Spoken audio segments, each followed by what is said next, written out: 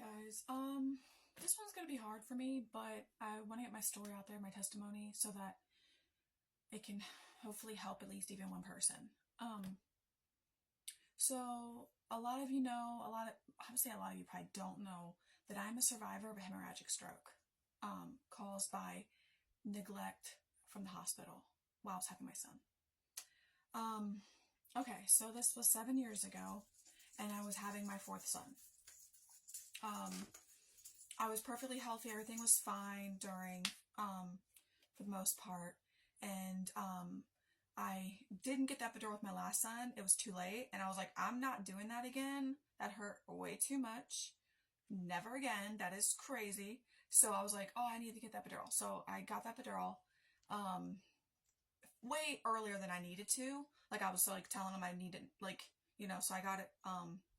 So when I was getting the epidural, it hurt. And I had got it twice before and it didn't hurt, right? They numb you before they start to put the needle in your back. It was hurting.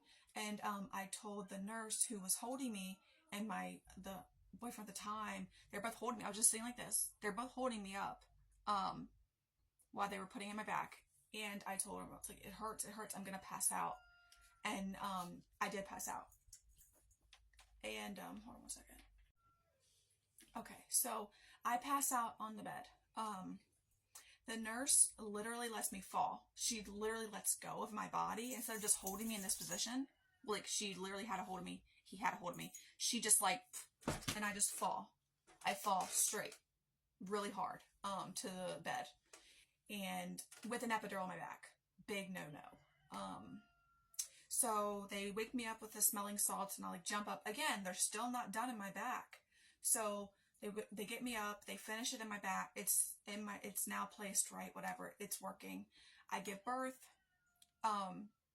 Colton was born with a true knot, so he is very blessed to even be alive, which means that his cord was tied. He not only tied it once, he tied it off twice. If I would have been a smoker, and smoked cigarettes, he would be dead right now. So thank God, thank you, Lord, that I don't smoke, and I never did.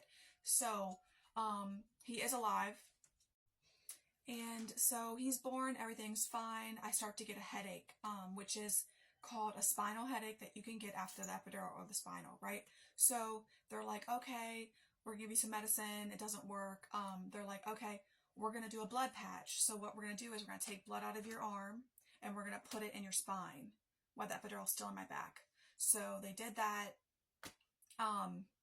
It didn't really help at all. Then they checked my blood. They took some blood and checked my blood. They're like, okay, well, I believe my iron was like at a 6. So I was, at risk of cardiac arrest at this point. My blood was like jello, they said. Jelly. It was so bad.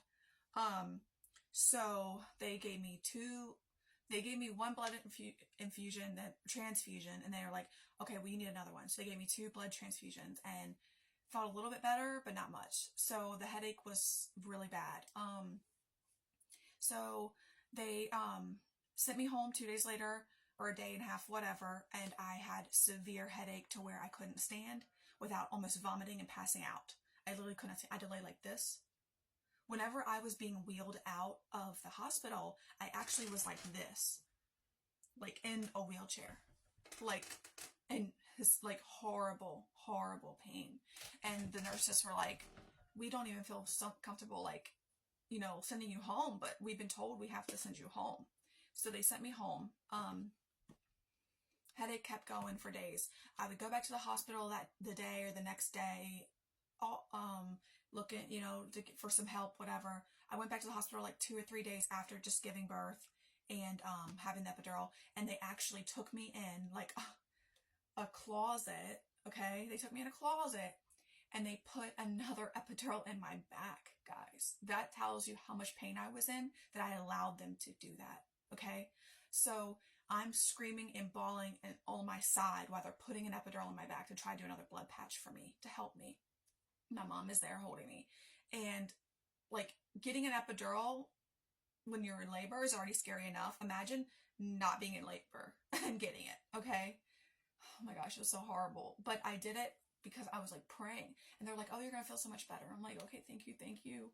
And like, I remember after it was done, I didn't really feel any better. And the guy was like, you're going to feel so much better while they're wheeling me back on this bed. You're going to feel so much better, sweetie. And I was just crying. And I didn't. And I knew it didn't work. And I was scared. But I didn't tell them that. I was like, okay. And I went home. So I continued to go to the hospital for days, trying to get help. And the sixth day, I went to the hospital, and they gave me a bunch of meds, and my arm went numb. So they gave me a bunch of meds in this arm, and then this arm went numb, and it was weird. But they did a head scan, and they didn't see anything. So I was fine. I hadn't had the stroke. Even though my arm went numb for those meds, I didn't actually have the stroke yet. So I went home, and I was laying in bed, and my boyfriend at the time was standing over me, and I was like, I feel like something's crawling up my arm. Something's crawling. Like, it's like a spider. It's just crawling. And it crawled all the way to my heart. And I was like, I swear I'm going to stop breathing. I can't breathe. And he was like, you're okay. You're fine. It's just the medication. It's working. It's numbing your body. You're okay. We had no idea that I just had a stroke in front of him for 12 plus hours. We did not know. And, sorry guys. So that's what it felt like. But I didn't have pain because I was already in so much pain in my head. I didn't feel it. There was no pain in my head. My face did not slump, but it went up my arm. Crawl. Like a spider just crawling up my arm. My left side. And so I went to sleep, and around, I don't even know what time, maybe 5, 4 in the morning, I woke up, and it was just like, I jumped out of bed, like, and I screamed my boyfriend's name for help. And when he came in to help me, well, to see what's going on, right? It was too late. I was already having seizures. I didn't even know who he was anymore. By that time, I had too much blood in my brain. I didn't know what was happening. It was God. Jesus was on that bed with me, I believe. I have memories of it now where it's like, I swear I see like him just sitting at the end of the bed, just like backwards, like his back to me, just sitting there. And I believe that he was with me, and he woke me up to get help because I didn't have much longer. So I woke up, jumped up, screamed for help, and by the time he walked in, he said I was already having seizures. The really, really violent ones, just jumping off the bed, literally. And I never had a seizure before. This is day 6 after birth. So I, he calls the ambulance. The ambulance come. They say, oh, she's fine. You know, they act like it's no big deal. They make it very like, oh, it's okay. Like, no, I'm sorry. It's not okay if a woman who just gave birth 6 days ago has a seizure. You're actually, chances of dying are up to 6 weeks after birth. So even a healthy delivery can cause a woman to die the first 6 weeks. It's a very crucial time for women to be watched over and cared for the first 6 weeks after birth to make sure nothing happens to them. So they were like, oh, she's going to be fine, she's fine, no big deal. She told us her name, and her name is like Gertrude or Gretchen or something. I don't know. I don't remember what he told me, but something crazy I told him my name was. And I'm like, well, I'm doing nothing. I'm gone mentally.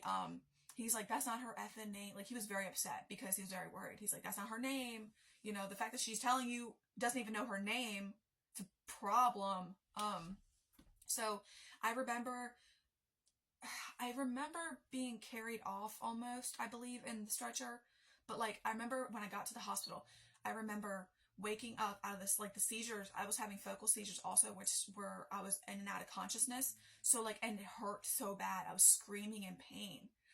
The doctors can, and the guy I was with, he can also tell you, but I was apparently screaming in pain. I remember that part though, really. Screaming in pain. My arm was like coming like this, and I was just like screaming in pain. Like, it hurt so bad. And, I'm gonna have to do a part 2 because I'm already at like the 10 mark. And I'm like I'm like halfway down the story. So guys, I will have to make a part 2 to this, sorry.